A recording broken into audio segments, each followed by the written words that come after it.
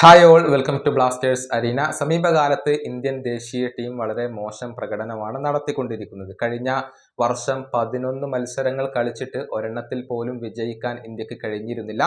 FC ഗോവയുടെ പരിശീലകനായ Manolo Marquez ആണ് ഇപ്പോൾ ഇന്ത്യൻ ടീമിനെ പരിശീലിപ്പിച്ചു കൊണ്ടിരിക്കുന്നത്. ഇന്ത്യൻ ടീമുമായി ബന്ധപ്പെട്ടുകൊണ്ടുള്ള കുറച്ച് അപ്ഡേറ്റുകൾ മാർക്കസ് മെർഗുലാവോ ഇപ്പോൾ നൽകിയിട്ടുണ്ട്.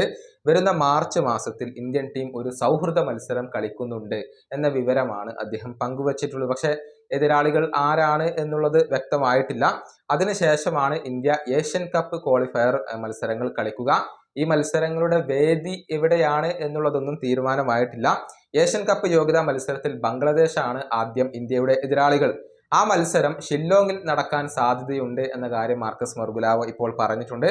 കൂടാതെ ഗോവയിൽ വെച്ചുകൊണ്ട് നടത്തുന്നതിനെ പറ്റിയുള്ള തന്റെ അഭിപ്രായം അദ്ദേഹം പങ്കുവെക്കുകയും ചെയ്തിട്ടുണ്ട്. ഗോവയിൽ ഇപ്പോൾ ഇന്ത്യയുടെ ഒരു മത്സരം വെച്ചാൽ അത്ര വിജയകരമാവില്ല എന്നാണ് അദ്ദേഹം പറഞ്ഞിട്ടുള്ളത്. സ്റ്റേഡിയം പകുതി പോലും നിറയാനുള്ള ഒരു സാധ്യത കുറവാണ് എന്ന് മാർക്കസ് മെർഗുലാവോ ഇപ്പോൾ നിരീക്ഷിക്കുന്നുണ്ട്.